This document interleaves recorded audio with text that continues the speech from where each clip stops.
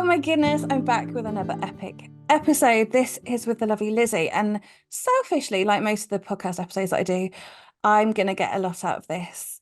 Lizzie is an amazing military spouse. She is an RAF wife. We've had a little chat before pressing record, so I've got to know her. But I'm really excited because I am one of those. I think this is like the before and after picture. I'm the before, the busy, stressed out mum with far too many businesses, too many balls to juggle. So I'm really looking forward to chatting to you, Lizzie, taking some tips from what you're about to say and applying it to my own crazy life. And hopefully you can make it a little bit calmer and a little bit better. So, Lizzie, so lovely to meet you. Could you please introduce yourself and what you do? Hi, Jess. Thank you so much for having me on the podcast. I'm really excited to be here. This is one of those questions that can be so open-ended, and I will try to make it concise. But I'm Lizzie. I run a business called Cyclical Soul, which I have poured my heart and soul into. And it's a platform, an online yoga platform for women's well-being, and really specializing in helping women to step out of the kind of chaos and the overwhelm and the busyness of life and to reconnect with themselves, to reignite their sparkle, build their self-worth, and to then take that connection to themselves and to create sort of more nourishing connections with other women and with their family and their loved ones. So kind of that's what I do in a nutshell, but obviously there's a lot behind that. There's a big story to sort of why I came here, I guess. Oh, I want all of that. Sign me up. I'm ready. Make my life easier. Um, so this sounds amazing and wonderful, but that's quite a journey to go through. How did you start your business? What's the reasoning behind it? Yeah, so as you mentioned, I'm an RAF wife, but I wasn't always a wife. At first, I was a girlfriend, and we moved to Waddington initially, and I didn't know anybody. We weren't married, we weren't living in quarters. We were living kind of a little village called Navenby. So anyone who knows Waddington will know Navenby is a very quiet place, mostly kind of older generation. And actually, my husband or boyfriend at the time was posted for 6 months at that point. So I was on my own in this tiny little village, and I happened to just get a job there. And it was completely overwhelming because I didn't have any friends. I was completely isolated. I was in a job that actually turned out to be really bad for my mental health. And I sort of slipped into this spiral of anxiety and depression. And I wasn't into yoga at that point. I had no idea what yoga even was, to be quite honest with you.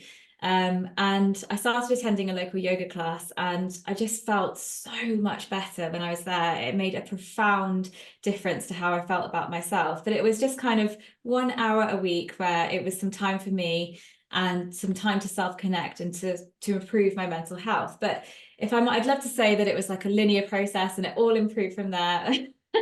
But sadly it wasn't, because I sort of fell off the bandwagon a little bit and almost forgot about yoga. And then we got married and had children, lucky enough to have two beautiful little girls. And motherhood obviously is an absolute gift and it is joyful, but you also completely lose yourself, don't you, in the process of motherhood. And I think I just felt like I'd lost my identity, really. I just didn't really know who I was anymore. And then we moved back to Bryce, so we came here, where we are now, and then at that point it was kind of like, we had our children, and life was just so hectic and so busy, and I'd really kind of let this yoga practice go, and I could feel that anxiety that I struggled with before starting to return. And it kind of came to a little bit of a head, really, and then I got made redundant during lockdown, and then I decided to train as a yoga teacher, and I was like, where has this come from? Where is this love of yoga? I'm going to now embrace this and take it one step further.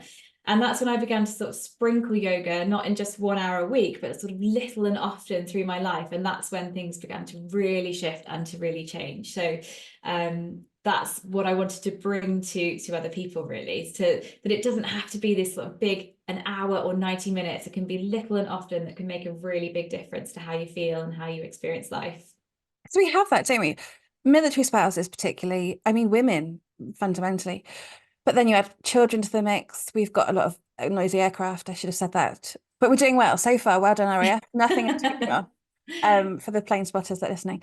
But yeah, life is just crazy. And as women, as mums, as military partners, all of the things, we're always at the bottom of the to-do list. I find Mhm. it. I'm so bad at this. I know how important looking after myself is for my family, is for my business. I can't be the best person I am unless I sort myself out, and then I can look after everybody else. But I don't do that. I put everybody first. My husband's away currently, which makes me default parent.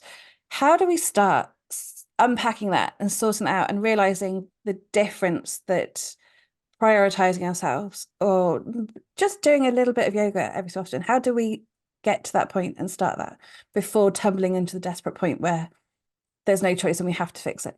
Yeah, that's it. It's that kind of feeling of like the body keeps the score, isn't it? And if you know, if you don't take that time for yourself, eventually your body will literally force you to take that time. And though, you know, my experience with anxiety and depression was definitely my body's wake up call, you know, a very ruthless shake of the body telling me that I had to look after myself, otherwise it just wasn't going to get any better.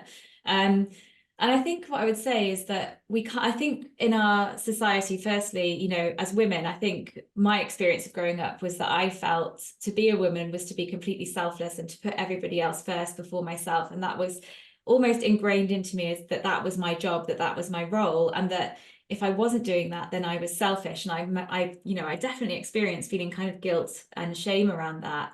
And I think that's the culture that we live within. And to be able to step out of that is a really difficult thing to do. But when you do that, and when you do start to prioritize and look after yourself, you create a sense of fulfillment, a sense of happiness, which ripples from you into your relationships with your children, your spouse, you know, everybody around you. And then that transpires into the wider world. And I think when you begin to see that, you realize that there is a value to caring to yourself beyond just your own needs. It does, you know, it does sort of ripple out.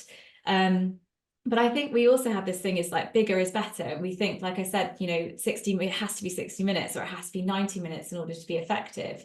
And that is nothing could be further from the truth. And yes, it's wonderful, you know, if you do have a spare hour, that's great. But, you know, I don't know about you, but how many of us actually have that spare hour during the day? So when it really began to shift for me was when I started practicing little and often. So this is 5 or 10 minutes. And you when the children were babies and I was at home and they weren't in childcare, that was really difficult to do because of course they are literally always with you, aren't they? I remember, you know, giving birth to my first daughter and being like, well, how do you do a supermarket shop? You know, I was like, oh my God, she's done a poo in the middle of, you know, Aldi and there's no toilets in here. And like, oh my goodness. And so they're with you all the time. So, you know, you adapt and you change, and maybe it's, you start with 1 minute of just doing some calming breathing. You learn how to breathe functionally day to day to soothe and calm your nervous system. You start with giving yourself that 1 minute a day. And then as the children get a little bit older and you get a little bit more space, or on those days when they do nap, you do take that 10 minutes. And so you just make a very, very small commitment to yourself. And then you build on that commitment when you can and when space becomes available. And little and often is absolutely the way that I found it to be the most effective to care for yourself and to make a difference. And the thing is, I think when you do this, when you do care for yourself, you just become so much more resilient to stress. You become much more patient. You become a much calmer person, and you're able to make rational decisions and just feel better about yourself and about life. So I think that is an incredible gift that you can give to yourself, and then that gift is being sort of absorbed by the other people around you, I guess. And it just, I mean, this is in theory, I've got to try harder.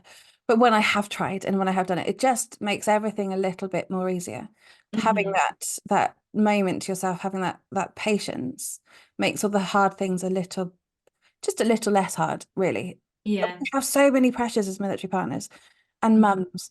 And it's just the worry that you're feeling selfish. That's how Yeah, I find it. I have so many things to do. The world projects on me that I need to be the perfect wife and I need to make bread and there's a word there, need. I need to make bread. I need to have the show home house. yeah, It's a certain way that I need to act. And I have to have it all whilst I'm doing this. And I have to go to the gym and be a size 8 and all of these things that are thrown at me that I feel as a person, as a human, as a wife, as a mother, I have to be all these things and I have to have it yeah, all and be a success. So inevitably the self-care stuff falls off the to-do list. absolutely. Doing something little and often sounds like a good solution to that. But how does it work in real life? That's the thing. Yeah, that's a great With the pressures question. that we have, it's really hard to fit it in. It is really hard. And for me personally, I pull from there's a book called Tiny Habits. I don't know if you've heard of or come across. I think it's a guy called BJ Fogg, random name, but it's a great book. And basically what he talks about is, say, for example, if what you want to do is mindfulness, you want to do some meditation or some breath work or some movement, some yoga. So you've decided that you enjoy that and that you want to make that a part of your life. Then what you do is you make that habit so tiny and so small that you can make a consistent commitment to that habit. So for me, you also link it to something that you do every day so that you won't forget to do it. So for me, I link it to I always have a cup of tea in the morning. You know, I love my cup of tea in the morning, and I usually get up before the kids. Now, sometimes the kids are awake, but most of the time, I'd say 90% of the time, I'm on my own. So I put the kettle on and it's what I call the kettle commitment. And I put the kettle on and I just stand there and I just take a couple of breaths. And that is my promise to myself. So you make that habit so tiny and so small that everybody can do that. Everyone can flick the kettle on, they can soften their shoulders, they can soften their chest, and they can just take a couple of calm, deep breaths into the belly. And if that is all you do, you make that commitment to yourself every day. And then some days you'll be like, okay, I can take my cup of tea into the living room, I can sit comfortably, and I do have 10 minutes, and I can sit and do my meditation, or I can sit and have my tea next to me and do a little bit of yoga, a bit of stretching. But some days the shit will hit the fan. You know, sorry, I'm not sure if we're allowed to say. Of course you can. The kids will be jumping all over you, or whatever, or the dog will need to go out, or, you know, and you won't be able to do it. But you've still kept that consistency and you've kept that commitment to yourself. And that is how I practice it. That's how I make sure that I stick with that habit. And the reality is that the majority of the time I do get that 10 minutes. Because I think we have this habit of telling ourselves, like, oh, I just don't have time. You know, the kids are always awake before me. We get into this kind of negative spiral where we just don't think it's going to work in our lives. But actually, if we make it really simple and really easy, then we can stick to those habits and make them consistent. Yeah, that's such a good idea because when we are waiting for kettle to boil, I'm always emptying the dishwasher or doing things. Yeah. But actually spending those few minutes doing some breathing means that I won't end up hiding in the toilet at like half past Mhm. three from my own child. Yeah. And I don't do my breathing, then doing my internal screaming. Maybe We all do switching it. it. Spending the time in the morning doing that. The dishwasher can wait, everything can wait. I've got I love a quote. I've got lots of bits stuck to my computer and my monitor, and it's the greatest enemy to my success is going to be my excuse. I'm Yeah. brilliant at making excuses when I feel Uh-huh. a little bit scared or not worthy. Um, but actually committing to just doing that one thing whilst the Yeah. kettle is boiling means that that will get stuck in and then I can grow on it. And that's so interesting, just like picking up on what you just said there, like not worthy. That is a really big thing. Like, I think, you know, as women, we think we're not worthy of taking this time for ourselves. And that is an expression of not feeling, you know, not having a high level of self-worth because we don't think we're worthy of taking that time. Everyone else is more important than me. And that is really, it's really important to claim that time back and to say, you know, I am absolutely worthy of taking this 10 minutes. And then when you begin to take those 10 minutes and you see that ripple effect of fulfillment, then it filters into every other area of your life. And that's when that self-worth begins to change how you feel, how you think about life, and the decisions that you make, the thoughts that are reoccurring in your mind. And so, you know, this is so important. And I think particularly, you know, not just as mothers, but, you know, we're talking to a lot of military spouses as well. Their career often comes first, doesn't it, really? And so, you know, we do need to take this time for us, and we need to do these things that nourish and support our mental health, because that is an expression of our self-worth. Yeah. And we don't need to earn that time. We can just have No, that time. absolutely, that's it. And you know, we wouldn't begrudge ourselves a glass of water, would we, or a nourishing meal when we need to eat, but yet we sort of feel guilty about taking time to rest and time just to be, or time to do something purely for the pleasure and the enjoyment of doing it. And we are absolutely worthy of taking that time, and it's so important. And also, I think, you know, I've got two little girls, and I'm kind of like, what do I want them to see me doing? Because what I model to them is what they will do. Do I want them to see someone who's, let's be brutally honest about this, a bit of a martyr, who is like putting everyone else and everything else before themselves, and then they feel maybe a little bit resentful, if we're honest. And I absolutely felt that myself. And you get stuck in this cycle of feeling overwhelmed, resentful, irritable, and then guilty. And that doesn't serve anyone, does it? It doesn't serve you, and it doesn't serve the people around you. So that's why I think it's so important to take this time.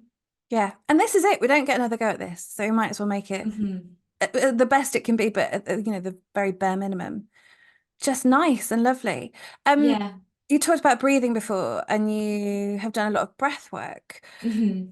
Now I've looked into it. I think it's fab, and lots of my friends have done it and rave about it. But surely we have to breathe by default, otherwise we die. We're humans. We breathe. Animals, animals just Absolutely. breathe.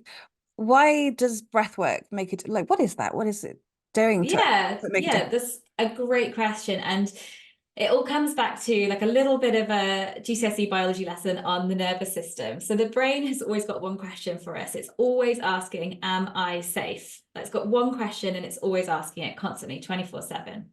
And your brain is taking information both from external, inputs, but also from internal inputs as well. And how you breathe is giving your brain a message of whether you feel safe or not. And that will impact your stress levels. So if you feel safe, then we can do this now. So you can do this wherever you are. If you're driving a car or wherever you're listening to this, you can do it. If you want to breathe in a way that makes your brain feel safe and your nervous system feels soothed, then we want to soften our shoulders. We want to sort of roll the shoulders back and down a little bit, find a little bit of space in the front of the chest, relax the chest. So we're not breathing from the shoulders. We're not breathing from the chest and the upper part of the body. We're breathing low into the rib cage. And the ribs are designed to move in 3 dimensions. So as we inhale, the ribs expand in 3 dimensions from the front, the side, and the back. We take a breath in, the diaphragm travels down. And then as we exhale, the ribs relax back down and in. So it's a really nice, soft, gentle movement. And when we are stressed, what tends to happen is that the shoulders creep up towards the ears, the chest gets tight, and we breathe. I mean, obviously I'm exaggerating. You can't see me if you're listening to this, but my shoulders are coming up to my ears and I'm really tense and my fists are tensing up. And we take shallow, short breaths into the upper chest. And when we take those shallow, short breaths, the brain is getting the message that there is a threat, that something's happening that we need to be scared of, we need to be aware of. The heart rate starts to increase. The blood is directed not from the brain, is away from the brain and into the muscles. And so we can't think logically. The brain isn't getting oxygenated properly. And when we start to look when the brain feels a little bit threatened, it starts to see everything from a negative perspective because it's searching for threats, because it feels there's something to be aware of.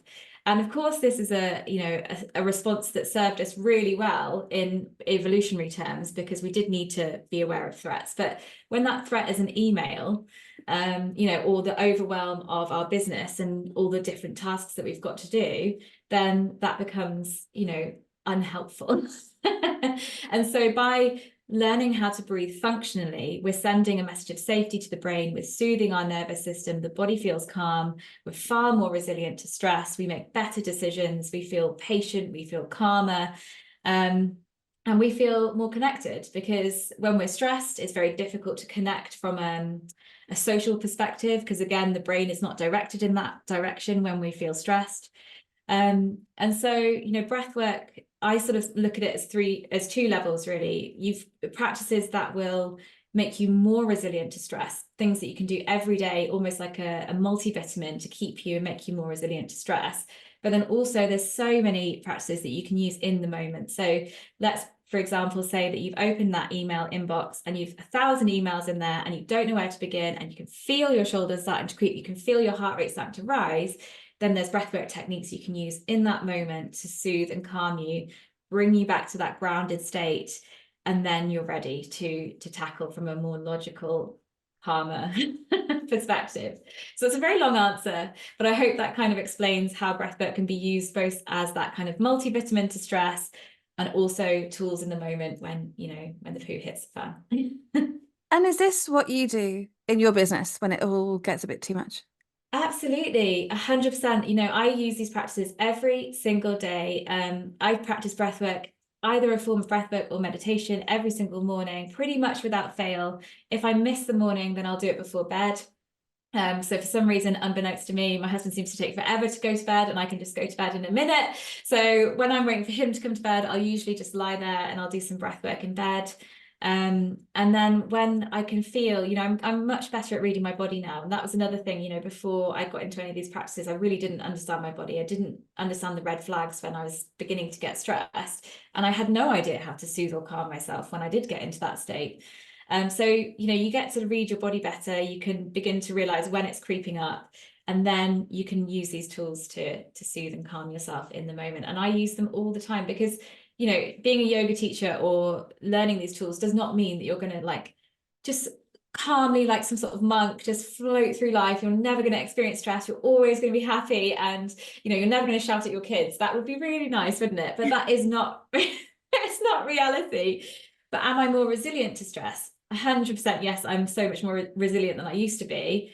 Have I got tools to cope in the moment? Yes. And so am I much less reactive than I used to be? Yes. But do I sometimes still lose my temper? Yeah, I do.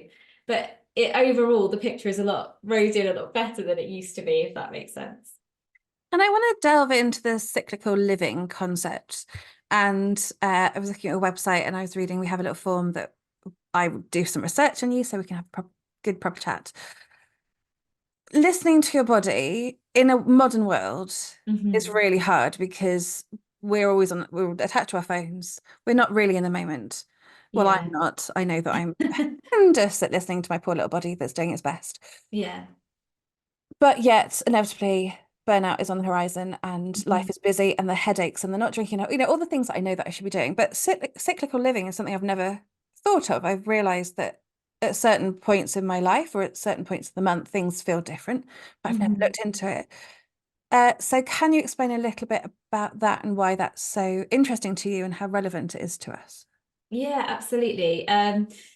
Again, this kind of came from my own personal pain points, and that's so often the case, isn't it, with businesses, that we create things that, where we found a solution to a problem. And I did have the coil fitted, and I unfortunately became, well, not unfortunately, I guess, depends how you look at it, I became pregnant with the coil fitted.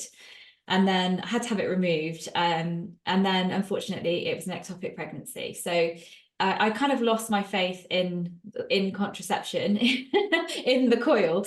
And then so they said to me, go on the pill. So I went on the pill, but unfortunately, that particular pill made me incredibly depressed. And I mean, actually suicidal. Like I remember, and it's really hard to talk about this, but I remember literally seeing my husband and my two little girls walking in front of me in the park one day.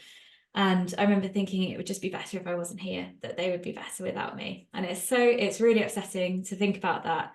And I didn't realize that it was because I've been absolutely fine. I have suffered with depression and anxiety in the past, but I've never ever got to that stage, fortunately. Never had any suicidal thoughts or anything like that.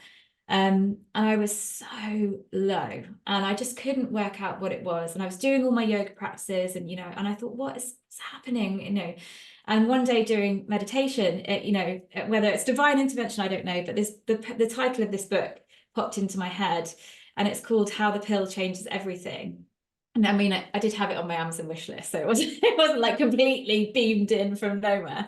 I thought, right, well, I must read this book. So I read the book, and it basically explained that, how the pill changes, our mood and everything like that. And so I made the decision to come off it. But then you're left, aren't you, with no contraception. So I discovered natural contraception.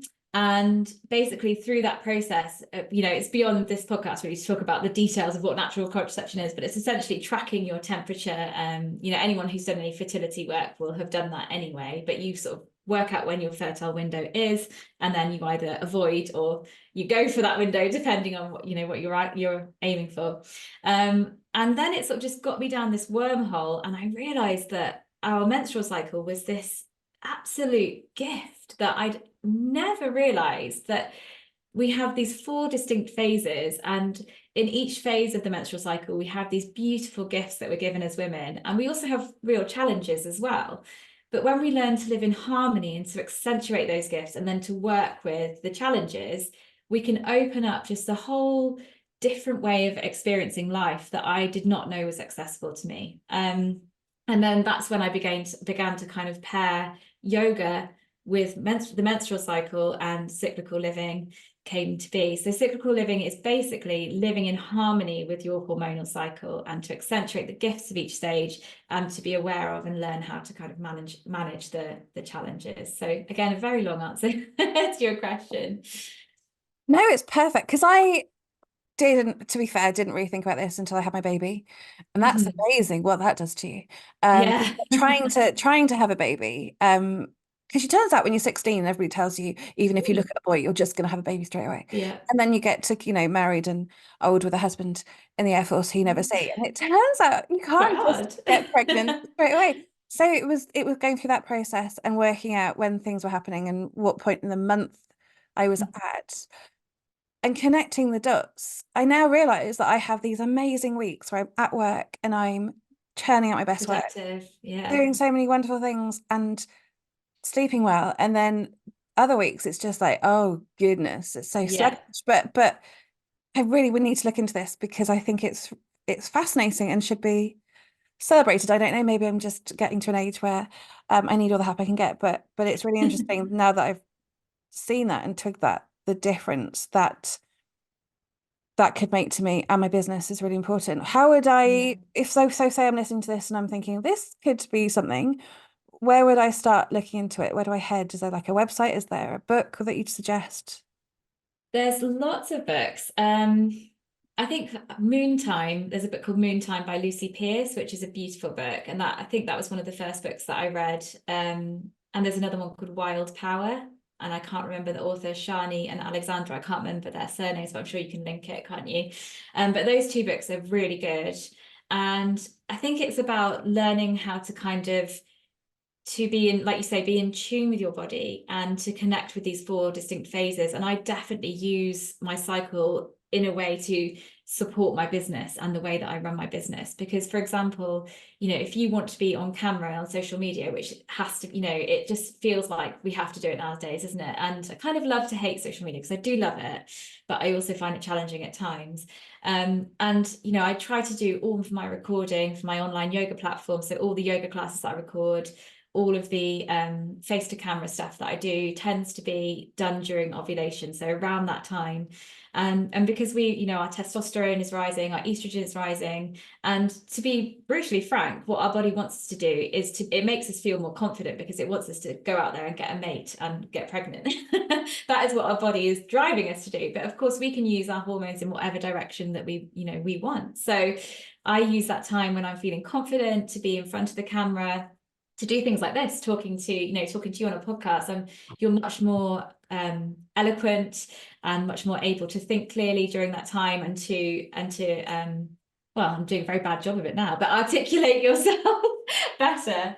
And then during your period, you tend to be a lot more introspective, a lot quieter, and have a lot of creative ideas that sort of quietly come to you. And it's almost this kind of liminal time where you will be very much more connected to your intuition and your heart, and able to make decisions which are actually on an intuitive gut instinct level right for the direction that you want to take your business. So and then spring is again, it's this time of kind of, so spring, I'm sorry, I'm going off on the seasons, but pre-ovulation or in a spring is when we get this boost of kind of energy and playfulness and creativity. And then as we come into the premenstruum before we go into our period again, it's actually a great time to sort of concentrate and to slow down and to do that kind of more detailed work when actually we're able to focus a little better. So, that really is a very broad overview, but you can use your hormonal cycle to have distinct phases within your business when you do different tasks, and you will be much better. Whereas if you try to push against it and you're trying to do face to camera work when, in the week before your period, when your inner critic is raging at you, that's not going to go well. So, this is how I kind of use my cycle for my business, but I also use it for all other areas of my life as well. This is brilliant. Why wouldn't we do this? I Yeah. mean, there's lots of theories about you can go the whole hog and do the mindfulness and the manifest there's that word, But you could go the whole, Manifesting. that's the one, yeah. So you go the whole hog and you can do like crystals and manifesting and Mhm. lunar, all kinds of things. Or you can, there's the more cynical side. And I know that I've been in many ways, I'm trying everything just to try and work Yeah. who I am and what I'm doing. Um, but this is something that I have that is medically a thing. So let's Mhm. take advantage of this because business is really hard and this is, part of me. So I might as well rock it, no matter what level of intention I'm going into it. I can go whole hog and really Yeah, take advantage of it absolutely. because well, women are amazing. So we might as well We are. We use are. it to our advantage and we are We might. And I think it's all, it's like, there's going to be times in your business where you have to do face to camera the week before. I'm just using that as an example. There's lots of other things. You might be speaking at an event or whatever it might be, and it might end up coinciding with, the worst part of your cycle possible to do that. And it doesn't mean that you can't do it because you absolutely can. It's just that there are more potentially optimal sides to do it, times to do it. And I think having knowledge is absolutely power. And when we understand what's happening in our body on a physiological level, and we have so much more compassion and love for ourselves, and we can be so much more forgiving when you have an attack of the inner critic and that voice is being really horrible to you, and you're that imposter syndrome, especially when you're running a business, if it's that imposter syndrome is really kind of looming large, then you're like, okay, well, why is this happening? Oh, it's because my hormones are starting to plummet, and I'm just feeling that drop in energy. And this is always how I feel around this time of my cycle, and I know it will pass. And so you can then do something to nourish yourself. You can do the things that make you feel better about yourself at that moment so that you can give yourself that boost and give yourself that lift. And you can get rid of the guilt and the shame around it and just work with it instead. yes, because we're already beating ourselves up enough without Yeah, it's like the mum guilt and the women guilt and the all the things that we have on our shoulders. So we might as well give absolutely. ourselves a little break, but also feel so empowered and amazing. Yeah, All those bits where we are creating our content or nurturing ourselves and being creative and all those things. I'm really going to look into this because I think well, I just need every bit of help I can get. And why not make it just a little bit easier? I love it. absolutely. Your business has two elements. You're an online and offline Mhm. business. You're a yoga Yeah. coach. You teach yoga in real life. And then you have this wonderful membership. Could you explain how that all came about and how it works? Yeah, I'd absolutely love to. Yeah. So I started off just teaching kind of fairly generic yoga classes to everybody. I was finding my feet as a teacher kind of thing. And as you know, we just talked about, I ended up going down the kind of cyclical living route and because of the reasons that we've discussed. And it then became kind of the logical next step for me, I think. And, my intuition was telling me to merge the two together because I was practicing yoga around my cycle. And I felt that was much more nourishing, supportive way of practicing yoga. And therefore, I wanted to be able to embrace that and to teach women what I was experiencing and what was helping me myself. So I teach yoga in person here in Carterton. And it's a women's only class for women's well-being. And we also have a social after. So we have a free tea and chat. So people just stay for as long as they want to. I just put herbal tea on. And I wanted to create a really safe, nurturing space for women because, it's so isolating, isn't it? When you move to a new area, it's hard to meet people that are like-minded.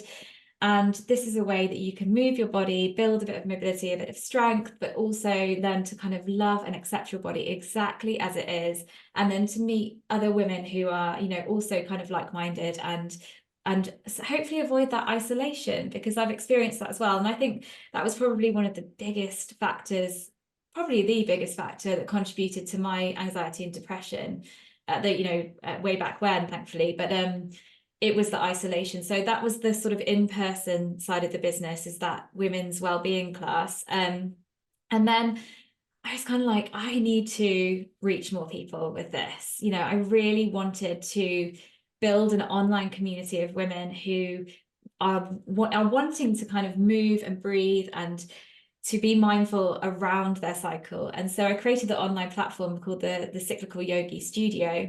And basically what that is I every month I release 4 new yoga practices. So they're 4 new longer ones. So they tend to be around 40 minutes to an hour. and they're suitable for each stage. There's 4 main stages of the cycle, so they're each suitable for the 4 main stages of the cycle. And then I do a breathwork practice and a meditation as well.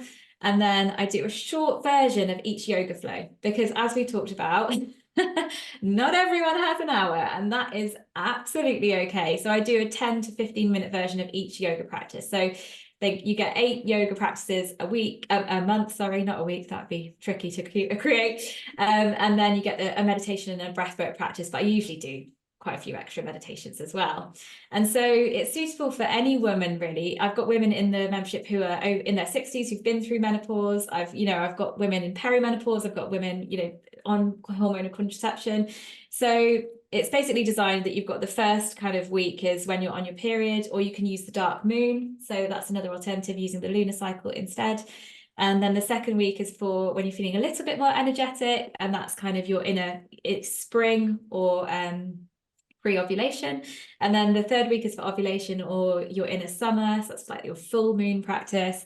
And then the final week is for your premenstrual, that week before your period. So you can practice it around your cycle, the moon, or you can just go, I don't know anything about this stuff, but I just want to go with what I'm feeling. And that's absolutely amazing too.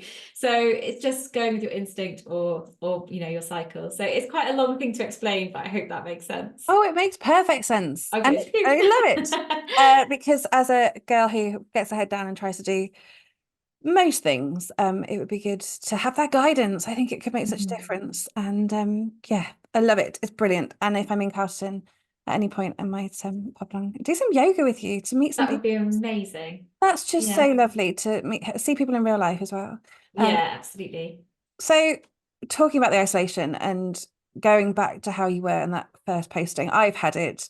Mhm. Weirdly enough, my first posting was Bryce, and I felt it was painful for me. And it was pretty dark too, which is why Milspo exists. That's why the community Mhm. exists. It was very Yeah. selfish. I wanted to Yeah, meet people. same. That's what I haven't got any friends. Be my Let's friend. find some friends. And it turns out that here we are, which is bonkers but wonderful.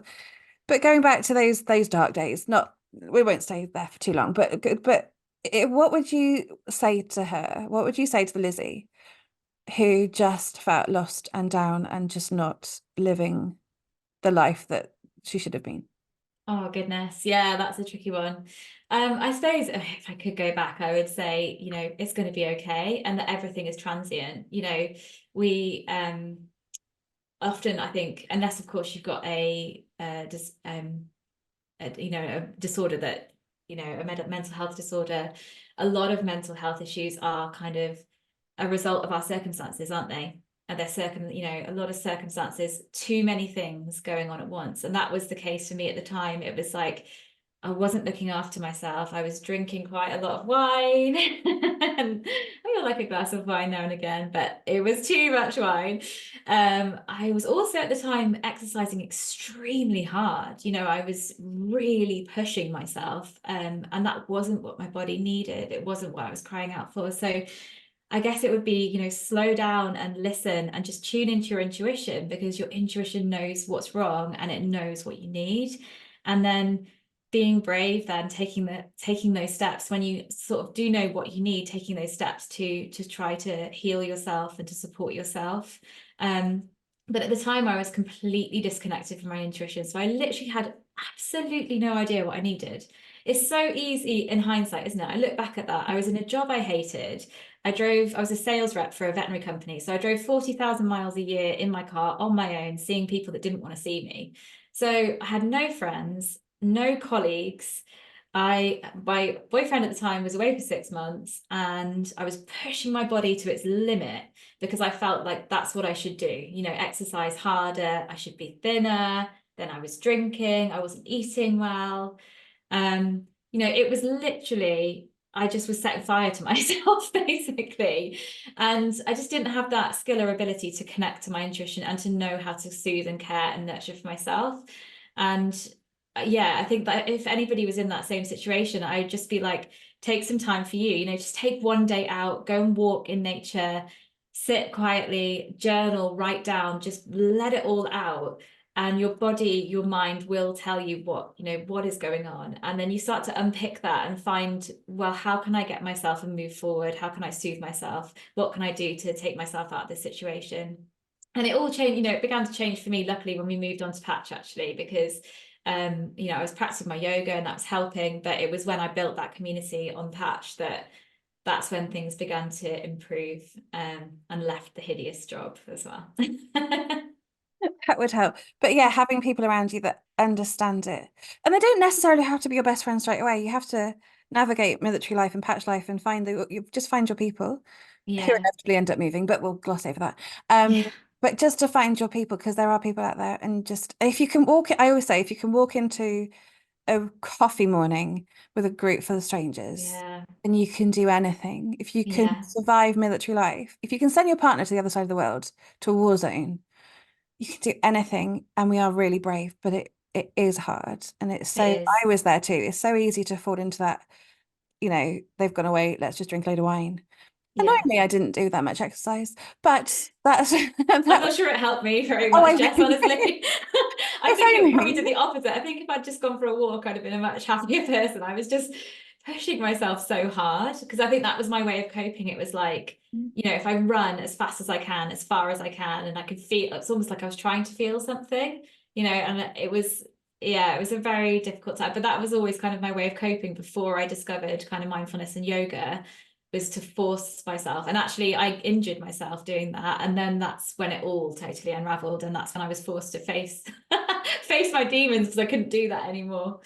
So it's really tough. And like you say, the military community, it can be really challenging to find the right people, can't it, that your people.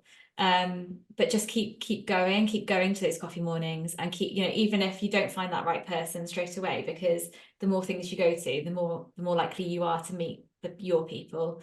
And it is really hard. I actually met some of my greatest friends walking the dog, and I know not everyone has a dog, but I was out walking, and then I would chat to another lady walking the dog, and then they've become lifelong friends, so you never know where you're going to meet people, do you? Yeah. But that was definitely a changing point for me. But I think there's lots of clubs out there, like outside, you can get to the choir, or you can, even if you're living outside Patch, there's ways of kind of integrating yourself into the community. And actually, when you do, I mean, my experience so far, and it's been quite a while now, has been just amazing, absolutely incredible. I've met some incredible people that have cared and supported me through times when, like I was saying about that ectopic pregnancy, a friend that came over and looked after my kids at 3:30 in the morning when I had to go into hospital. Who would do that? But she did. And yeah, that it's incredible, that community, isn't it? Yeah, we are, and the people are there. Um, you just need to find them. I've always said that. Mm. You just need to find them. So I have a new question that I started to ask on the podcast for this new series. Because we all know how important community is, and military life and patch life. I find it really important. I'm a big believer in patch life. If you were in a room with policymakers, with the MOD, Mhm. say they invited you one day for a cup of tea to go spill the beans. What do we need to know? I work in the MOD and I'm here to make your life a little bit better. What would you say to them?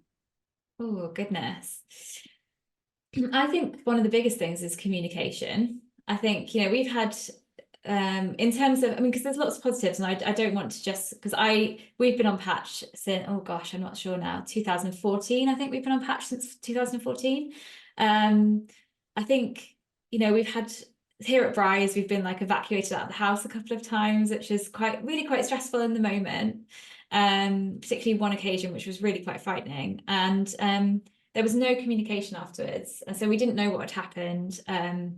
And I'm quite a kind of positive person. I'm also fairly relaxed, quite a type of person, really.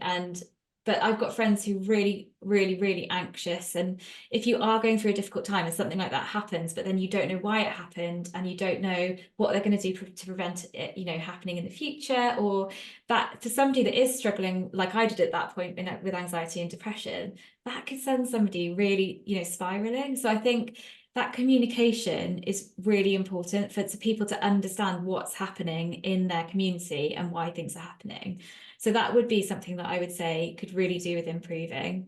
But I mean, I think I think it's just an app. So I was really dubious about moving on to Patch. I was really nervous about it when we first moved, and I actually really resisted it. And if I'm brutally honest, we did it because financially it makes so much more sense, and it was the best thing we ever did. Um, I've just got so many amazing memories, and I've got so many lovely friends. So I would say to anyone who's like dubious about doing it, definitely go for it. But what else would I say? Sort out the mold. Who's with me on that? The mold and like the kind of being able to actually fix problems in the houses, that would be a really big thing for me, because this is our home and there's so many things that we just live with in the house that we just can't get fixed, and I find that very frustrating. My daughter has asthma, and we've got terrible mold in the bathroom, and we can't they like the air circulation system doesn't work, and they won't fix it. They just can't for some reason. So things like that are they feel like a bit of an uphill battle at times. But I don't want to be negative, because I think like family's happy hour and all the balls and things that happen, and I think all of those things are amazing. And I think when we had lockdown, I really noticed the absence of those things, and I really, really missed them. And it made me realize how important they are to the general sense of being connected to other people, and that sense of community. But yeah, I mean, generally speaking, I think it's a really positive thing. I think that community is just, the fact that people are just so open to making friendships, and quick friendships, which you just do not get outside, do you? Like, I remember I lived in Cirencester before I met my husband, and as you can tell, I'm like quite a chatty person. I love meeting new people, and I tried so hard to make friends. I joined a running club, and I did all these things, and I just couldn't really make any friends. But when we joined the RAF, it was, well, when I joined my husband in the RAF, it was much easier to do that. So I think that is a real gift. Yeah, it is it's such a unique, special world that we live in. And Hmm. there are so many bonuses to it. And I think with just a few little tweaks, I hope the MOD listening, I hope somebody passes on, just a few little tweaks would just make everything just that little bit easier, Yeah, which means that we support our service person even more, because we do yeah. that, but it's just those little last hurdles to get over It that is, and I think sometimes come too much. they do. I think when we lived in Waddington, my husband was on a much smaller squadron, and I felt like I knew everybody. So when he would talk about come home from work and he'd talk about people, I could visualize them, and I sort of felt, and we were all really connected with each other, and it was really nice. But at Bry's, it's a really big base, and there isn't that connection. So he'll talk about people, I've got no idea who he's talking about. It's bad enough having to dissect the acronyms, isn't it?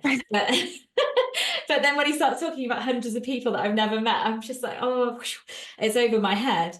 So I think there's, individual squadrons as well, taking on responsibility to get the families together, and to get that, in that individual squadron, so people know each other and they know who's who. And I think that's really valuable as well, because it makes you feel connected to their work and less resentful, hopefully, and a little bit more that you're part of it and you're not separate from their work. But some people want to be separate from their work, don't they? And I also respect that too. So it's down to the individual, I guess, isn't it? But having the option there would be really nice, just to have a bit more connection. Yeah, and cynically, the retainment issues that they have, the problems that MOD have with recruiting and retaining people, um, it's such an easy fix, I think, for me.